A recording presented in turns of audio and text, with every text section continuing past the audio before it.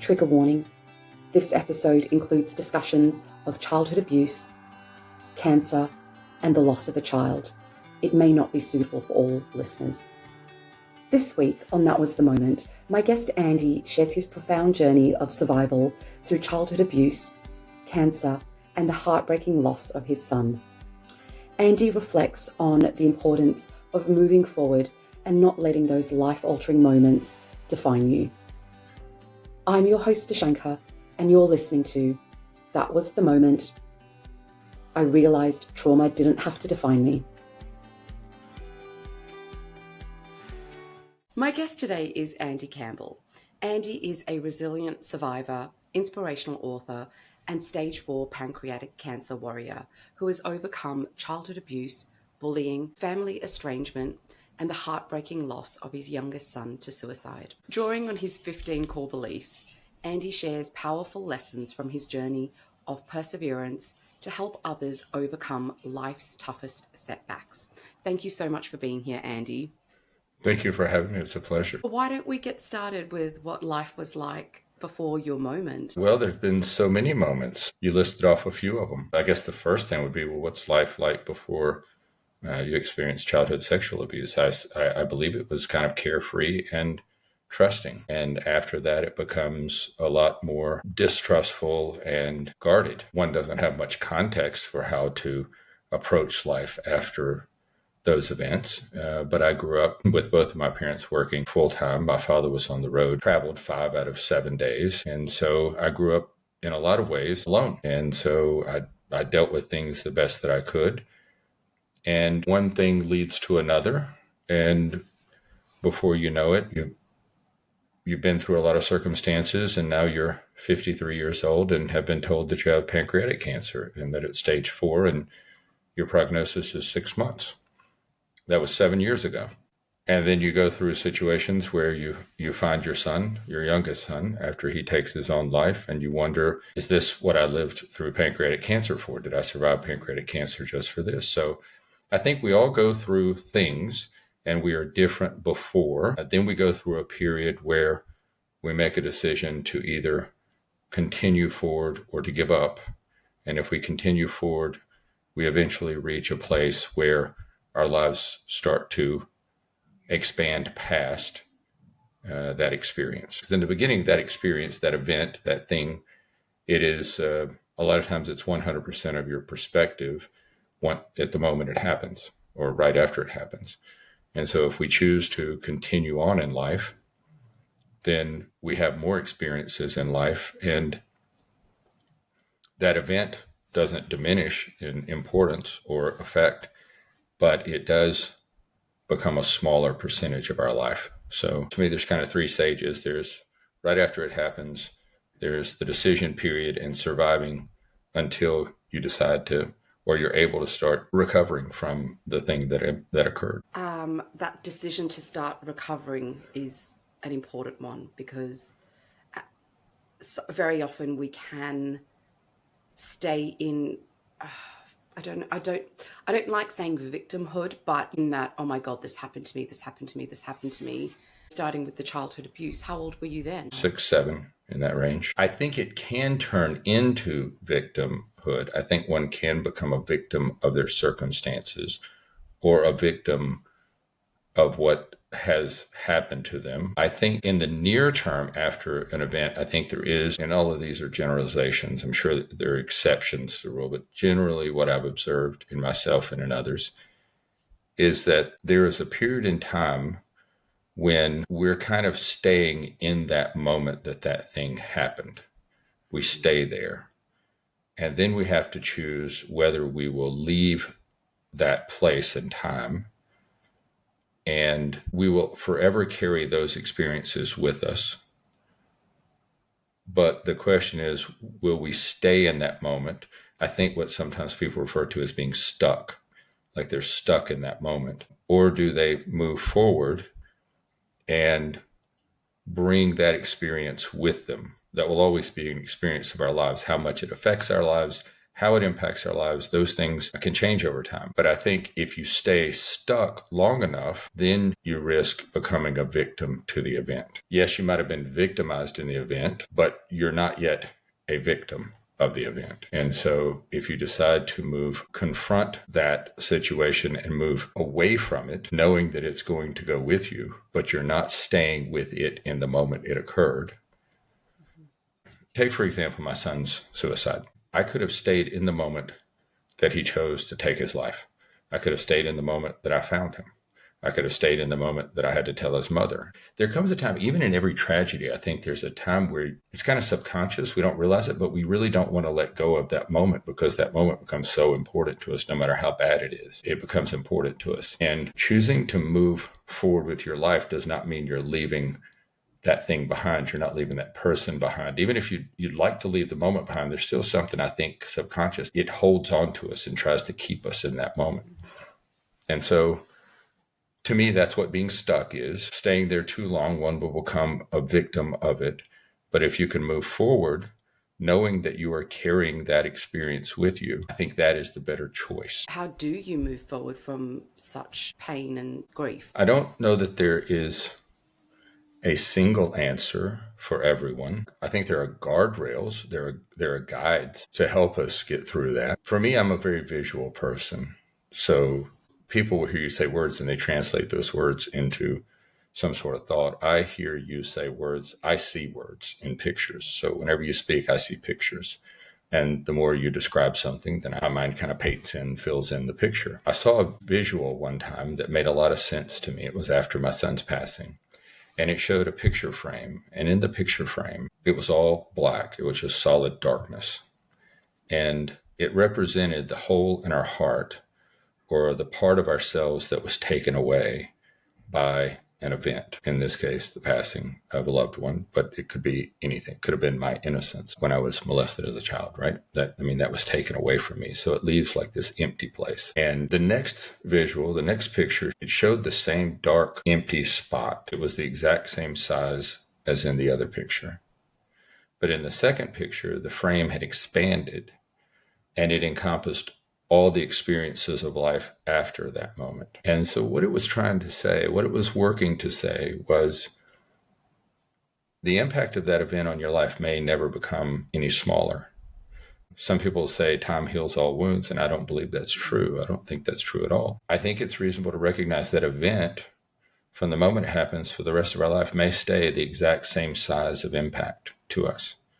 But if we expand our experiences in life, if we make the conscious decision and have the courage to start doing more past the event, then we're able to expand our lives such that now it's not 100% of our lives. It's maybe 10% or 5% of our lives, because the loss remains the same volume, right?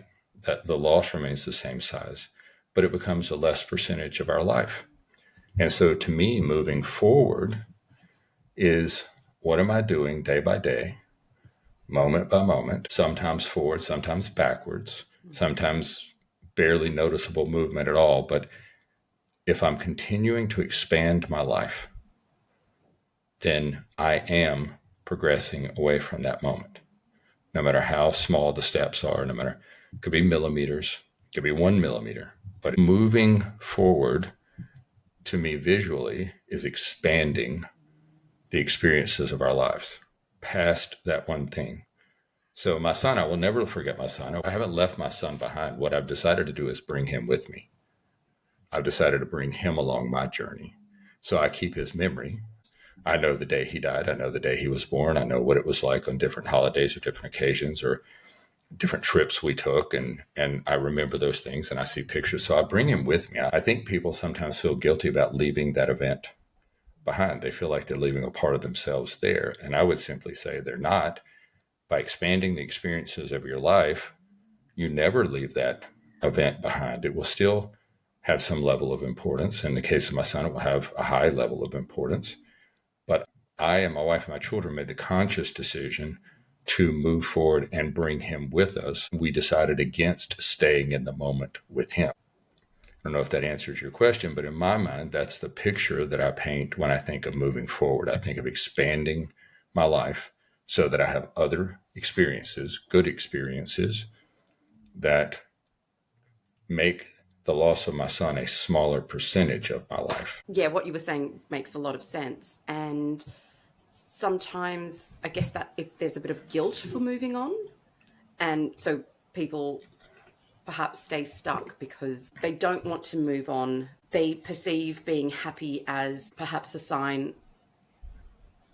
of forgetting someone as opposed to the choice to continue to live. Yeah, I think that is in essence the point, that is the underpinning of what I'm saying. That regret, that guilt, that whatever that emotion is that holds us to that moment, or that moment holds on to us, none of those things are true, because that will always be a part of our lives. I heard a story about a lady who was sexually abused as a child, and she went to groups. She got older, she went to therapy, and then they introduced her to some counseling groups and some other survivors of childhood sexual abuse. But she never progressed past that. Eventually, that became her identity of herself. She was a victim of childhood sexual abuse, and that became everything about her. That was her identity.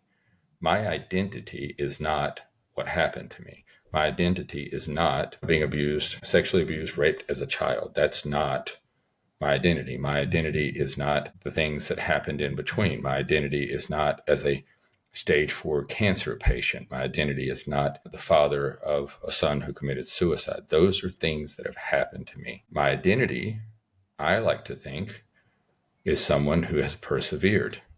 It is someone who has never taken away from the Creator the opportunity to move the universe in my favor. Through all of it, I have not taken away that opportunity for the Creator to move the universe around and eventually work something out into my favor.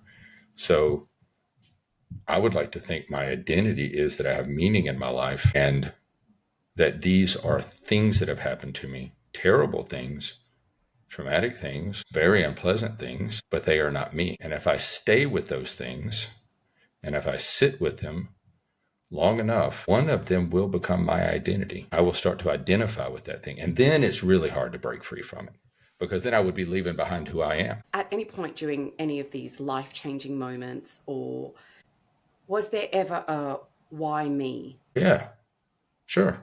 All the time. There was also the, why is life like this? Is this all there is? Have I come through all the other stuff just to die from pancreatic cancer? Have I survived pancreatic cancer just to find the body of my youngest son? What's life for? What is the why? Yeah, I think those things, and they still come up from time to time or often. I mean, I think it would be disingenuous to tell you that, no, all these things happened. And sure I do. I mean, we're humans, and these things don't make sense. They don't make sense. Many of them just don't make sense. They're like, why would they occur? Like, what's the purpose in this? I remember my father telling me he became disabled at a relatively early age, in his late 40s. I think it comes from the book of Job. His friends were asking Job, I believe, don't hold me. If a listener listens to this goes, no, that's the wrong story. Okay, I'm sorry. I think it was, and I'm obviously paraphrasing, his friends are asking him why. There must be something wrong with him because these things have happened, right? He must have done something. And I believe it was Job who said, no, the rain falls on the just and the unjust. And my father used to say that a lot because he had a very difficult life. And I think that's one important thing in surviving. You need to be able to look at people who don't just have Facebook lives or Instagram lives, but they actually have real lives where they have suffered and survived, so that you know that you're suffering and you can survive too. And so I saw that in both my parents and in my ancestors. And I think what is meant by the rain falls on the just and the unjust, other than the obvious, is just that life on this planet is going to happen to you. Sometimes it will be good. Sometimes it will be horrible. And it's not you that has necessarily brought it on you. There are those times when we do things that bring problems on ourselves. I've done that. I made really arrogant choices, stupid choices, and I brought trouble on myself. I think there's like 3 kinds of trouble. There's just the ones where we do something ourselves and you're like, wow, that was really stupid. And then there's the ones where the universe is the way it is. The rain falls on the just and the unjust. Things just happen. And then there's those things where other people had choices and they do them and to us. And I think in any of those situations, it doesn't do any good to sit around and ask myself, why has this happened? It just has happened. And now the only thing that I can control is what I'm going to do for myself, inside myself, to deal with it. That's the only thing. I could control whether I go commit a harmful act to somebody, but that doesn't I'm still stuck with me. Wherever I go, I will be there. I can't get away from me.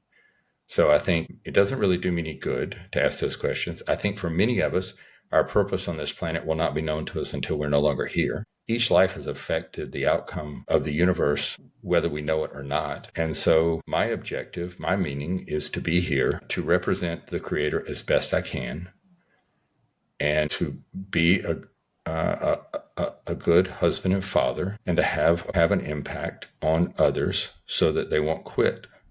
I've been through enough stuff now. I added the last one because after you go through enough things, when I ask myself, what's it all for? I changed the question to, what can I do with it? Not why has it happened to me, although I asked that question, but I worked to shift my thinking from why has it happened to me to it has happened to me. Now, what can I do with it? I love when you talked about having an impact on the universe, and perhaps we don't even know what that impact is. There's a really lovely book called The 5 People You Meet in Heaven by Mitch Albom. It's one of my favorites. I've read it many times. It basically talks about that concept. In life, we don't realize how we do have an impact on people, whether we know it or not. It's my hope that someone out there is listening to this podcast and can find some sort of hope and healing from listening to you share your story of your heartbreak and your grief. And I hope that that will impact their lives, and then they can go on to impact someone else's. And I think we're here to help each other grow in some way or shape. Yeah. My wife says that we're here to help each other walk home. I think that you are absolutely correct. Look, my perspective is this. Every human life is invaluable. One cannot put a price on a human life because every human is an invaluable thread in the fabric of the universe. We're all woven into the universe in ways that we don't understand. We don't understand the length. We don't understand the width of the thread. We don't understand the strength of the thread, but we are woven into the fabric of the universe. And so in our own little way, we kind of hold the universe together. We don't know the purpose behind why we're woven into it, but we are. And I think if you take the example of my mother, we all leave something behind. We are all an example to someone in some way. Everything we do is an example to someone in some way. And if we take the example my mother left behind, she struggled against cancer, struggled to stay alive against cancer for 11 years. And she taught me in those 11 years how to want to be alive through surgeries and treatments and chemotherapies and all these terrible things that twice she thought she was in remission only to find out that she wasn't. And then the last time she ended up living about a year, but it was a tough year. And then she passed away. But in her struggle against death, she taught me how to live and how to fight for life. So when my time came, I kind of had a model, somebody that I could look up and also I didn't want to get to the other side and have her. She's only like 4'11", about 100 pounds, but I didn't need her natural response to me if I didn't perform, like if I didn't work hard at it. That was just her way of living. But she instilled that in me just visually, just being around it. She really didn't have to say anything. She was like the example of it. You just saw it. I think my son taking his life, he thought that the pain would stop and everybody would eventually be better off. But that's not the case. The pain he thought would go with him stayed, and it metastasized and infected everyone that loved him, that knew him, and even now people that don't know him. That pain has been spread out. So I think we all leave something behind that lasts far longer than our lives. It lasts generations past our lives. So what I hope is that my mother showing me how to do it and me being an example to my children or other people, they will then pass that on. They will survive in some way and pass it on to someone else. I think that's purpose enough, really, to face the struggle and to hopefully be an example to at least one other person. I want to be an example of how to survive, not how not to survive, right? I think we have a choice. Yeah. Take me through your 15 core beliefs. It's probably easier to pick a few. I'll try to just stick to kind of the sublines of each one of them, give you a flavor for it. No one outruns the universe. Embrace humility, acceptance, knowing you're part of a larger plan. This is a reminder to me to not be arrogant. I'm not the first one to think of something. I'm not the first one to do something. I am part of the universe. I'm not bigger than the universe. I have to work inside of its constraints. And if I don't, if I think that I can do something against the construct of the universe, it will remind me. No one outruns the universe, right? The universe will corner you and help explain to you, sometimes in a soft way, sometimes in a rather difficult way, but it will remind you of its prowess, that it is above us. There are no hard decisions, only hard consequences. The line to it is follow your heart and face the consequences with courage. I think the idea there is that I've had experiences in my life where I had a really soft, small voice that was telling me what to do. And then I had this real loud voice that was telling me what to do. And the loud voice was always telling me all the bad things would happen if I listened to the still, small voice, that quiet voice. Like when you're meditating or praying and you just get quiet for a few minutes. And then some people say the creator, God, the universe, your intuition, whatever you call it, that thing will speak to you and kind of say, well, I think this is the thing you need to do. And when people say, I don't know what to do, this is a hard decision, my take on that is that's because you have taken perceived consequences of making the right decision and you haven't separated them. You put the consequences on top of the decision.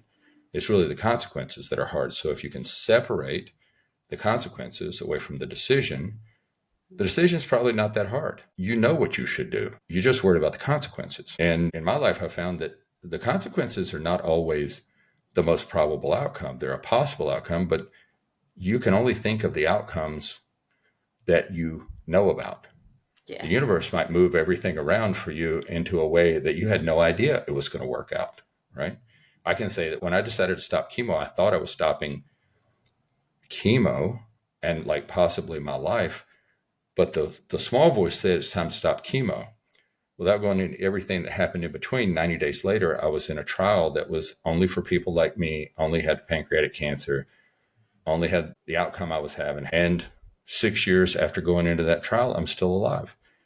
That was not one of the consequences I was afraid of when I looked at the hard decision, I thought was a hard decision to stop chemotherapy.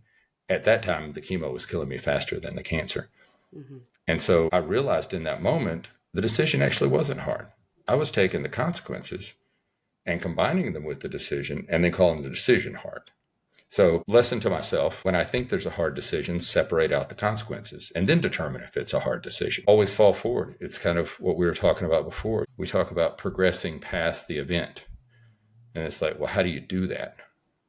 One of the first things that I work to do when I've been hit so hard that I have fallen to the ground, metaphorically, maybe physically, but metaphorically, I work to fall in the direction that I was going before. I work to fall toward my goal because at least then I'm headed in the right direction. I may not be able to move. I may not be able to think about what to do next. The event may be so difficult. It may be so harsh that I can't really think of what to do next. Mm-hmm. And I need something to rely on as just a pure reaction. So, and when I say fall forward, I mean mentally. Like when these events happen, we can get so sideways, so confused about what to do. And it's hard to make decisions. The decisions are hard. It is difficult in that moment, like you're in shock or you're not sure what to do. You need to have a plan for what you will do when those things happen. And the first step in the plan is reorient yourself back to the goal. And as Frankl would say, if you've ever read Man's Search for Meaning, Frankl would say you would reorient yourself back to the meaning of your life. This thing has happened, but reorient yourself back to the meaning of your life. And then you can start to work your way out of this terrible event that's occurred. They're great beliefs to live by, and they make a lot of sense. I follow some of those as well, especially listening to that small voice and being okay with not knowing what the universe has in store for you. Obviously, go with your best foot forward. I remember doing a meditation. It was actually after a yoga session, and we were in Shavasana. And I had this clear message that just said, stop trying to control everything, because when you let go, that's when you allow miracles to happen. Mm-hmm. I just remember it so clearly, and the voice was just beautiful and soft. And it's so true. At that point in my life, I was trying to control every little detail. But by trying to control it, you're putting yourself in a box when really there is so much more magical stuff out there that you can't even comprehend, because you're only living to your, I guess, your experience or your Mm-hmm. knowledge of what's around you. But yeah, Of the what's universe, possible. You exactly, haven't experienced the rest of what's everything. possible. Yeah. And you limit yourself. Well, yeah, to only Yeah. what you've experienced. And Yeah. while we may think we've experienced a lot, we haven't experienced anywhere near 1,000th of 1% of the universe. Our experiences are extremely limited. I think so. I think the other thing you do is also when we try to control things, and I too, because of my background, things that have happened to me, I would control the situation by doing things for other people so that they would do things for me. Like I think a lot of times people call that codependency, right? You get what you need by getting other people what they need in hopes that they'll then give you what you need, which is a very bad way to go about it. Been Uh, there. yeah, it's not a successful strategy. Anyone dealing with that, I'll just save you the trip. You don't need to go to the end of the road. It's not a good way to do it. And also, what you're doing, I think you're absolutely right. We're limiting ourselves, but we're also strangling the thing that we care about, that we want to protect through this controlling behavior, whether that's another person, an opportunity, or even the feelings inside ourselves. Which is one of my core beliefs is, hold on loosely, but don't let go. And so we can hold on to things without controlling them. We can be a part of things without controlling them. And I remember my oldest daughter, she was probably 7 or 8, and at her school they had a pond outside, and so they did like a nature day outside, and they walked around in the woods and the pond, and she found a tadpole and she picked it up and she thought it was so cute, and then she got nervous that she was going to drop it and it would die outside the water. So she held on so tight that by the time she put it back in the water, it had died. I just always thought about that and say, we do that to each other, we do that to ourselves, and so we're not just preventing ourselves from allowing things to happen, we're also damaging that which we are trying to protect. It's really a paradox of thinking. If you've been through enough stuff, you're working to control negative outcomes. And paradoxically, by working to control the negative outcome, you're creating negative outcomes. It's a very strange paradox. Have you always been a spiritual person? I think so. I was raised in a very religious family, but I think early on I felt a connection to a creator. There was more. I think I have religious beliefs that have been with me, or that have, that have time. As a matter of fact, one of my core beliefs is be religious only about religion. I think a lot of times we start to apply that same kind of religious fervor that we have for our religious beliefs to every situation. And not every situation needs that kind of intensity. I did have to learn that there are times when my wife wants to watch something different or do something different.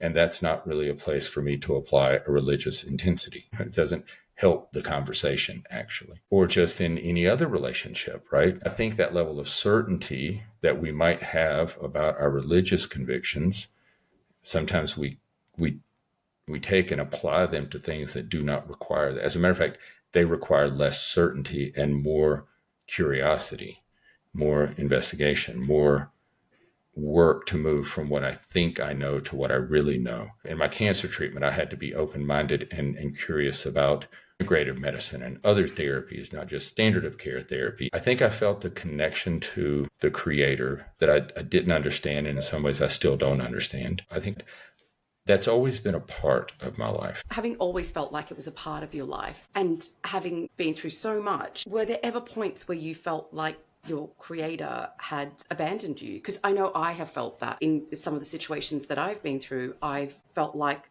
oh, really? Is someone really there? Because it doesn't feel like I'm being held and protected and cared for right now. Did you ever Yeah. have those moments? Yeah. Yeah. And it shapes your beliefs to go through those things. I'm a Christian. In my faith, an example of that, I have decided not to feel guilty for that. I believe that is a natural human reaction. If I were looking at my child and my child on a bicycle fell, there would be a moment where they might look at me and say, did you even see what happened? Do you see the pain I'm in? Of course, I saw what happened. I was watching you, and I know it's not as bad as you think it is. I know what to do next. According to the translations, let's go with it. The translations are accurate. Even on the cross, Christ said, "Why have you forsaken me?"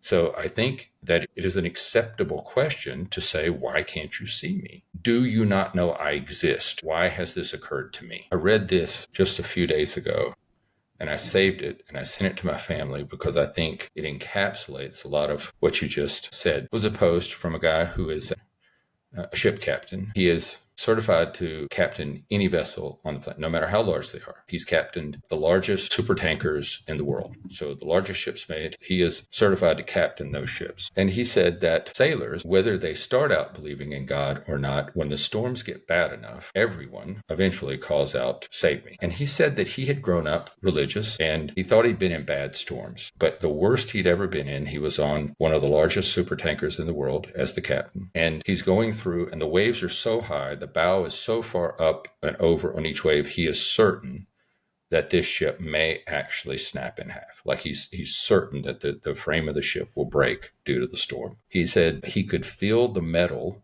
of the ship bending under his feet, like moving from the force of the storm. The rain was so hard he could just see just slightly down the deck, certainly not to the bow of the ship. And then he came into a place in the storm where there was a break. Not sunshine, but the rain stopped, the waves calmed down a little bit, and off his starboard bow, off the right side of the floor of the ship, was a much, much smaller vessel.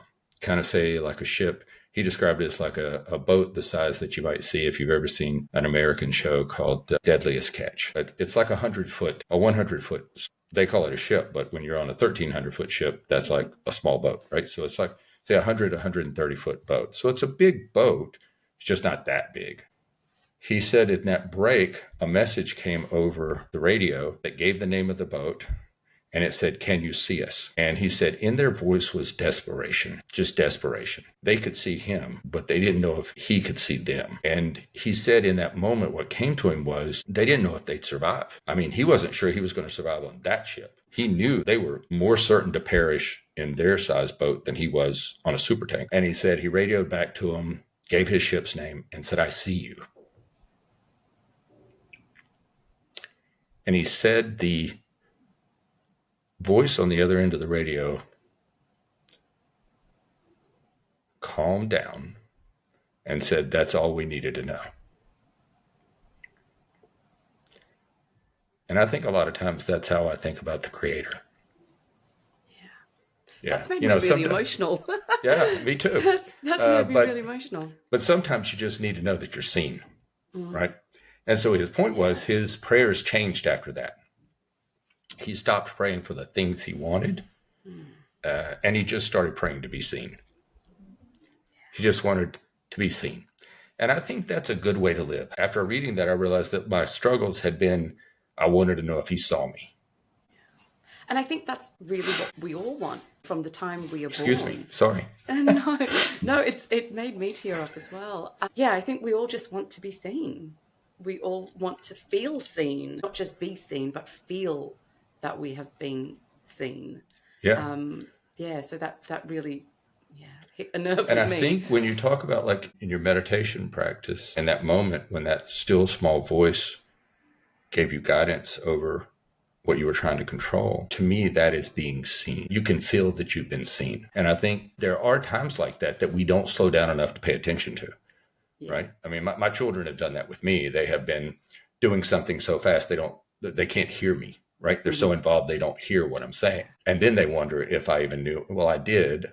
I was talking to you, but you couldn't hear me. So I think sometimes if we want to feel that we are seen, we have to slow down and listen. The thing that I'm learning is that I need to start seeing myself as well, which is something that I haven't been very good at, because it's not just about the external and other people seeing me. I can feel seen if I see myself, and I need to do that more as well. That's a concept that for some of us like me is kind of hard to wrap my head around, wrap my understanding around. But I agree with it, right? At some point, we have to believe that we are, in fact, valuable. We are. We can't keep asking for proof that we're valuable. At some point, You just have to accept that you are, right? And I think some people come to the conclusion that they're not. I've certainly had moments when I felt not valuable, but I think as we mature as people, one of the maturation pieces is to know that we are, right? We are valuable, we are important, and we're not dependent on other people to confirm that we are or that we're not. I think for me, that is an important component of my spirituality, of my belief in the Creator, is that no matter what anybody else says, I have come to the conclusion that the Creator finds me valuable. One of my childhood things was not feeling chosen. And a couple of years ago, while, talking to a very, very wise friend, she said, well, why don't you just choose you? And her saying those simple words has literally changed my life, because there are many times where if I'm in a situation where I feel like, oh, I wasn't chosen, and sometimes they're the stupidest situations, but that little girl comes up and goes, oh, I didn't get chosen again. And then I say to myself, okay, well, I'm going to choose me. I'm going to choose me. And the way I'm going to choose me is by doing this instead. And changing that concept from not being chosen externally to choosing myself has been really life-changing. I'll share with you something my son wrote. He has a reasonably large following on Instagram. He travels a lot. I mentioned to you before we started, he's spent a good time a fair amount of time in New Zealand and around the world in different places. And his mission in life is to share with people that if you're depressed or you're uncertain or you're not in a great spot, as he was after he lost his brother, he found that being in nature, being in the Creator's creation as opposed to being in man's creation, helped him connect back to the universe, connect back and kind of feel that he's valuable. Like he's just there. He sits and he listens and he spends a lot of time by himself. He's also made a lot of friends along the way. And he wrote something, I think he posted it today. He's working to encourage people who are thinking about traveling, about going out there, about exploring, but they won't do it because they don't know other people to go with them. Mm-hmm. And he gives the example when he was 19 and he went on his first trip by himself. He didn't have someone to go with him. His brother was like 17 and didn't want to go at the time. Well, really couldn't go at the time, still had school and things. But he said what he learned from that experience was that instead of waiting to find people where he was that would go with him, he decided to go by himself. And what happened was he met other people who had decided to go by themselves. And that then he found a community of people who then all kind of decided to start going places together. And so today he's on a trip, a friend that he met in Alaska. And as an example, on Instagram, I made Instagram, friends with a few people that traveled and did different things. And so one day, this is probably 3 years ago, one of the people that he had never met before, but had met on Instagram, and I'm not supporting meeting up with people you meet on Instagram you don't know. I'm not saying that. He knew this person and he knew people who knew people, and they kind of verified each other's true identities. But this other guy was working in Alaska, and he had somehow gotten, because it's closed, 4 tickets to get inside Denali National Park. I don't know if it's still closed. It was closed at the time due to a large landslide that had blocked the road that you could go into Denali. So he had 4 tickets to be able to fly in on a bush plane. And my son didn't know any of the 4 people. He knew that they were real. He verified that with other people, but he'd never met them. And so the guy reached out to him and said, hey man, I know you travel. I know it's short notice, but it's got to be next week. And I just got 4 tickets into Denali. Do you want to go? My son says, yeah. He packs up a bag. He gets a flight. He flies to Alaska, ends up taking a train like 6 hours or whatever it was, 4 hours, ever how long it was. Meets up with the guy. They hop on a bush plane with 2 other people and they fly into this place. They stay for several days. When the bush pilot picks them up, he sees them coming out of this area. It was a really dense, rough area they went to, but it was near the lake that sits in front of Mount McKinley. And so they had a great time. He sent pictures. They had a wonderful time. when they got back to the bush plane, when it came to pick them up, the bush pilot said, "You guys didn't stay there, did you?" And he's like, yeah, we made it through the brush. It was terrible, but we got to this spot and it was fun. He goes, "Brother, I've been doing this for 40 years. I've been flying people in a bush plane for 40 years. You just stayed someplace where no one but the native Alaskans have probably set foot in the last 500 years. Like nobody goes where you went to." From that experience now, they've all kept in touch. They've all traveled to different places. And now he's out at a travel show in Oregon with the guy who had invited him to Alaska. And the reason they still stay in touch is because they both went out alone. And so the point of what he wrote today was, don't wait for someone else to choose you. Choose yourself, like you're saying, and go. And once you make that decision, you might be surprised at how many other people have chosen themselves, and you'll connect with a new community. Yeah. So have the courage to do what you've done, because I think it is the right thing to do. Definitely. If you could be remembered by one word, what would that word be? Finishing. And what does that mean for you? It is the 15th of the 15 core beliefs, finishing. It means to have run the race, to have lived this life with a pursuit of living, to have pursued life, to have struggled. No one overcomes life. The number one cause of death since man has been in existence is not cardiovascular disease, is not high cholesterol, blood pressure, cancer. The number one cause of death is birth. We're all going to die. And no one outruns that part of the universe. We're all going to die. So now it's a matter of how will we die? What will we exhibit to other people? I want to be remembered for finishing the race. Amazing. Thank you so much for your time today, Andy. I've really enjoyed our conversation and I love your core beliefs. I'm going to be putting your contact details in the show notes so people can get in touch with you and learn more about those core beliefs. From the ones I've heard so far, I'm in agreement and I'd love to find out more. Well, thank you. And I'm deeply grateful for the opportunity to spend time with you. Thank you so much.